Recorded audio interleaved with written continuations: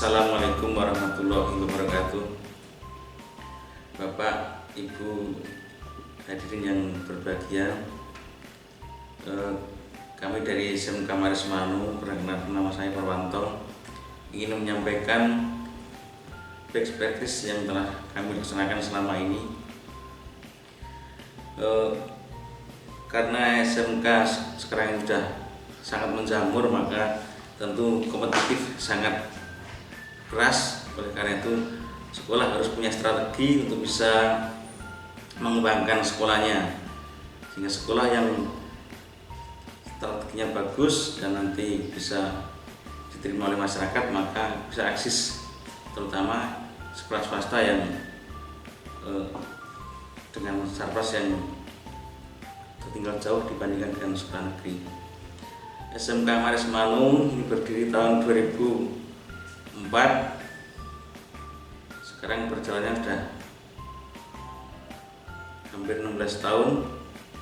Maka kami sekolah yang agak di desa, jadi tidak terlalu dekat dengan perkotaan, maka siswa-siswa kami adalah siswa yang tergolong kelompok ekonomi menengah ke bawah. Strategi kami adalah strategi sekolah dalam membangun citra sekolah swasta menuju sekolah unggul berkompetitif di SMK Maris Manu. Perlu kita ketahui bahwa di SMK Maris Manu ini punya rival yang bagus, yaitu SMA Negeri 1 Semanu yang jaraknya kurang lebih hanya 1 kilo. Satu-satunya sekolah SMA Negeri yang ada di Kecamatan Semanu, dan kita atau kami adalah satu-satunya sekolah SMK yang ada di Kecamatan Semanu ini. Kemudian dalam rangka mengembangkan sekolah ini, kami punya strategi yang kita sebut dengan PKP, yaitu P-nya adalah petakan target, kemudian K-nya kenal sekolah, kemudian P-nya adalah promosikan. Metode ini saya kira sangat efektif kami lakukan. Buktinya kami dari tahun ke tahun ada sedikit peningkatan, walaupun tidak terlalu signifikan, tetapi juga lumayan bisa mengembangkan sekolah ini. Jadi dari tahun ke tahun ada sedikit peningkatan siswa.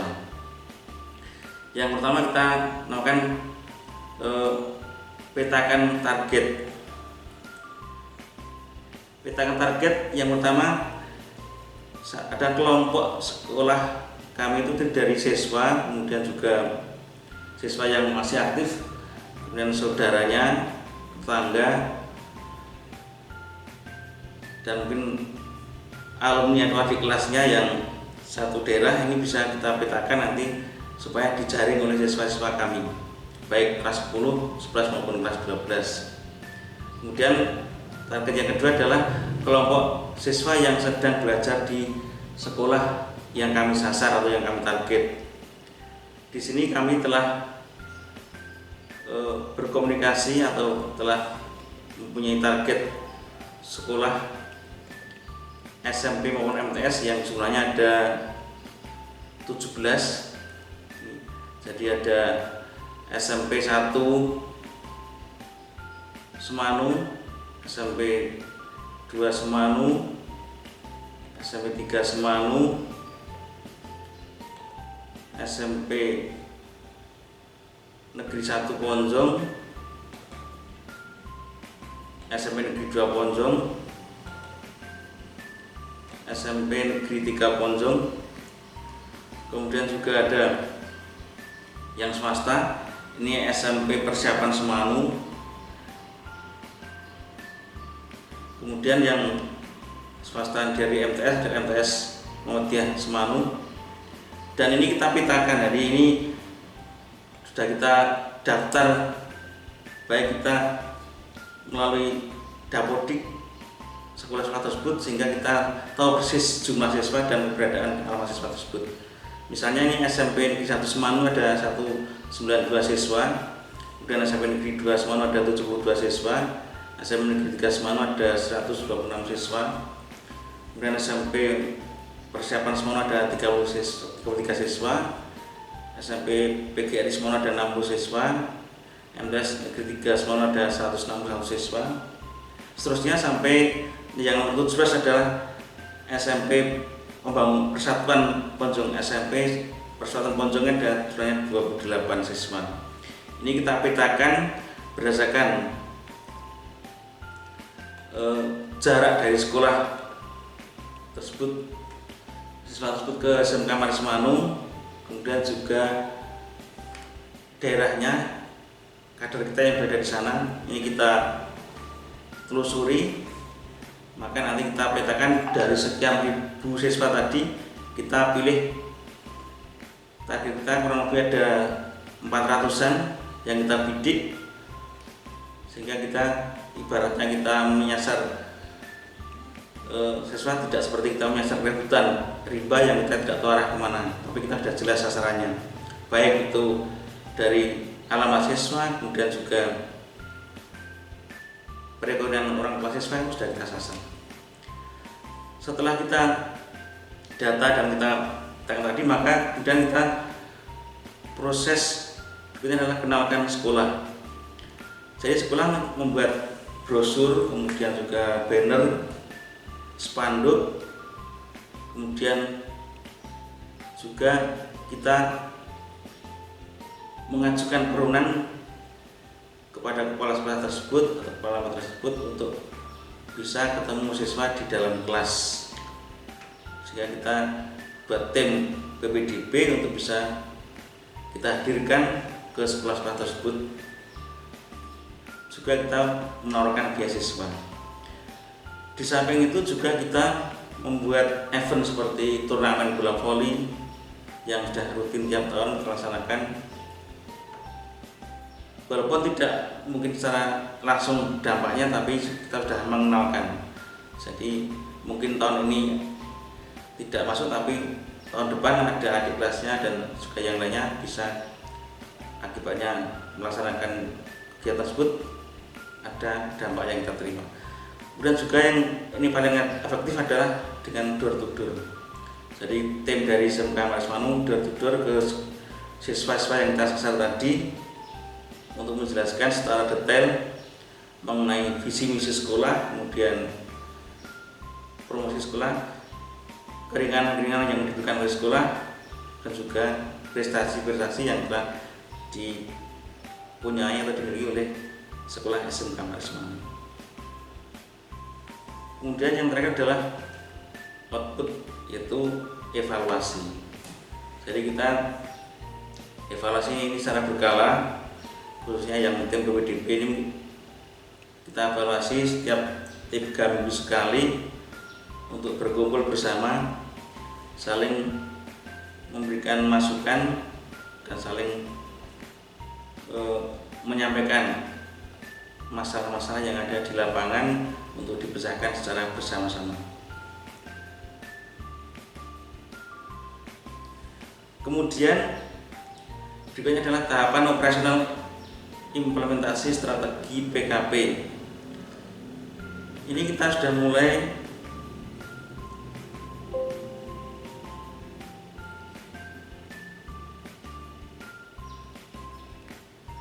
yang pertama, mengirim surat permohonan sosialisasi ke sekolah target ini bulan Desember, ini dikerjakan oleh PPDB, kemudian mengedarkan event turnamen juga bulan Desember kemarin, kemudian sosialisasi program sekolah kepada sekolah target ini waktunya menunggu dari undangan sekolah tersebut, kemudian pendataan siswa sekolah target yang berminat ke SMK Manismanu ini juga setelah waktunya yang tentatif, setelah tim datang ke sekolah sasaran SMP MTS yang disasar.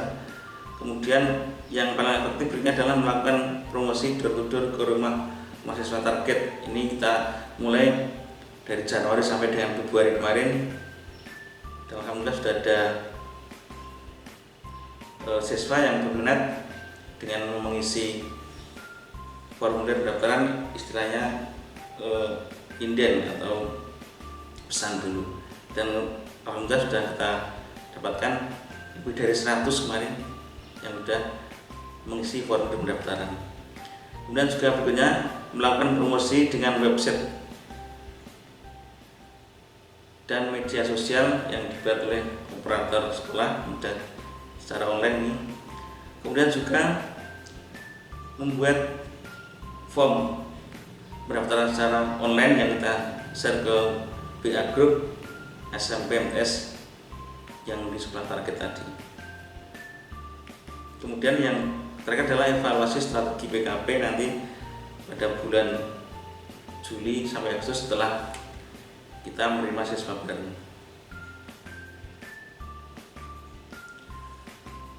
Bapak Ibu yang saya hormati, kemudian implementasi strategi.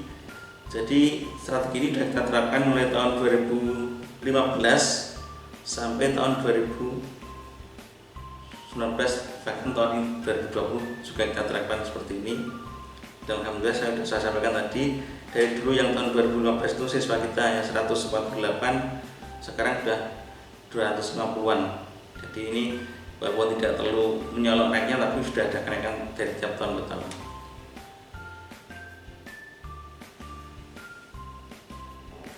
Kemudian strategi PKP pada proses pemintaan target tadi, untuk kelompok pertama yaitu kelompok yang target kita adalah dengan melibatkan teman atau saudara atau tetangga siswa yang saat ini masih aktif di SMK Maris Manuni baik kelas 10, kelas 11 maupun kelas 12. Maka ini siswa dititipi brosur dan juga alamat website dan sebagainya nanti supaya disampaikan kepada siswa-siswa yang menjadi kelompok tersebut. Kemudian kalau yang kelompok berikutnya, yang kelompok siswa yang masih aktif di sekolah yang kita sasar atau yang di sekolah target, maka ini kita meluncurkan tim PWDB. Ini kita datangnya ke sekolah tersebut sesuai dengan undangan yang telah disampaikan ke kita setelah kita mengajukan, jadi ada surat balasan.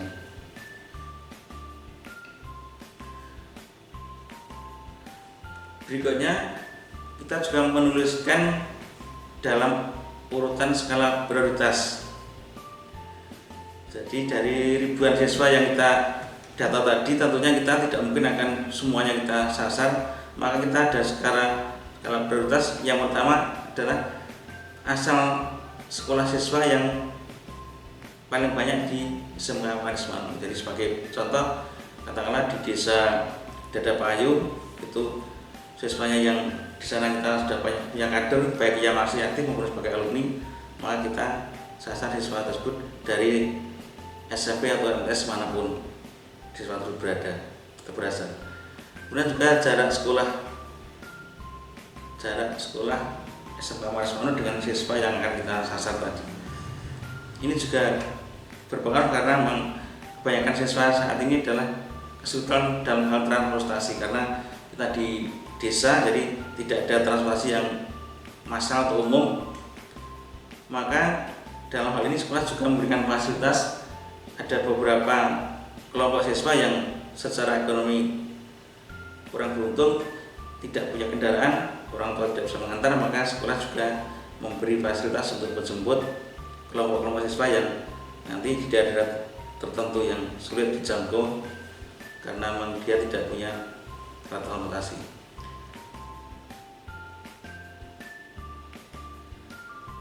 Kemudian juga pertimbangan teknis yang lainnya ini juga sangat ditentukan untuk bisa mengelompokkan siswa yang kita sasar.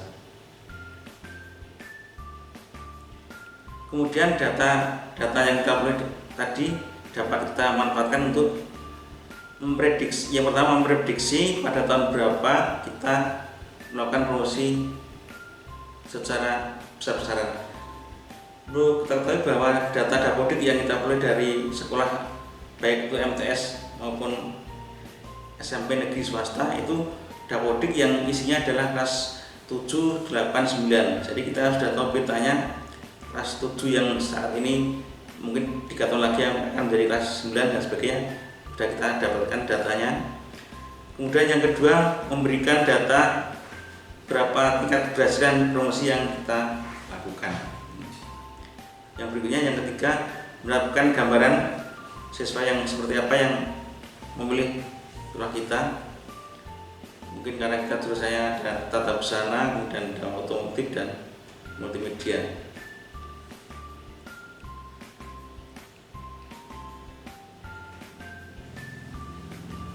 Kemudian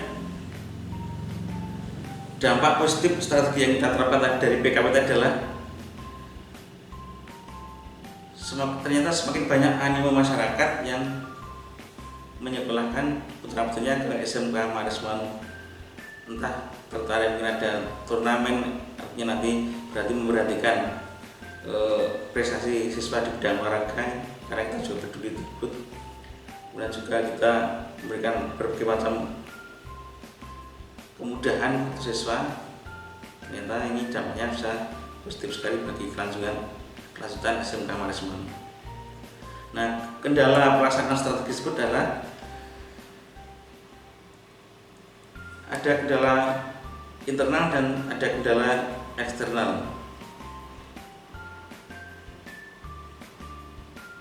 Kendala internalnya memang kita juga mempunyai tim yang terbatas, artinya walaupun guru-guru kita juga dan banyak, tapi kita harus memilih tim yang betul-betul solid, yang betul-betul mengetahui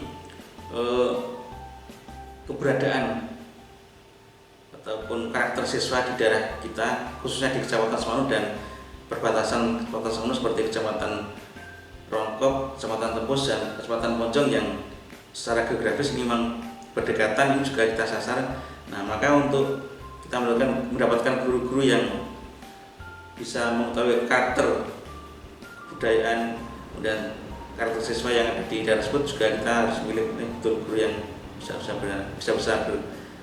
mempunyai kemampuan seperti itu. Kemudian kendala dari eksternal,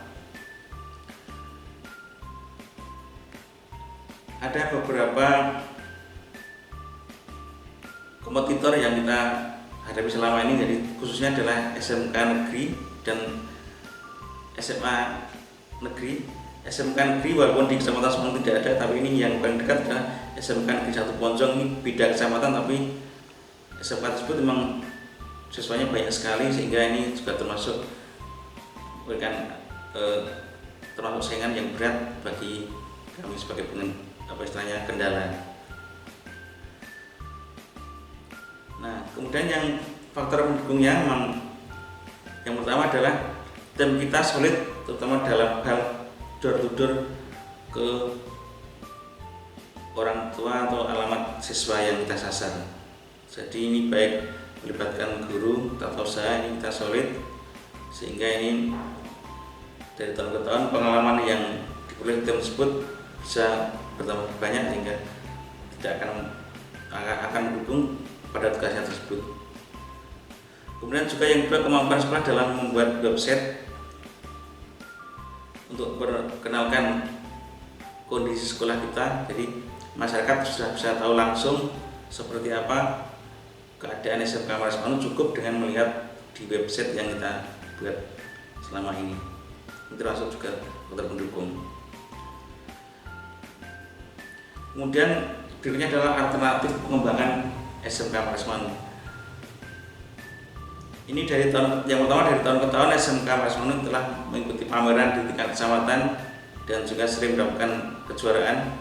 Walaupun memang kompetitor kita itu bukan sekolahan, tapi ada yang dari desa, yang dari dinas yang lain atau UPT yang lain, yang tentunya beda segmennya. Tapi kita bisa meraih masyarakat, ternyata juga bisa mendapatkan juara dan dihargai oleh masyarakat di Kecamatan Semanu. Yang kedua adalah menyelenggarakan pengajian dan juga mengundang motivator dari luar, sehingga ini juga termasuk bisa mengembangkan semuanya.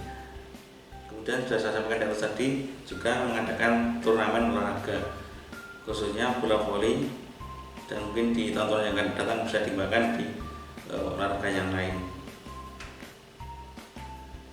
Mungkin ini saja Bapak Ibu yang saya hormati, apa yang kita laksanakan selama ini kita sebut sebagai best practice yang ada di SMK Maris Manuk ini.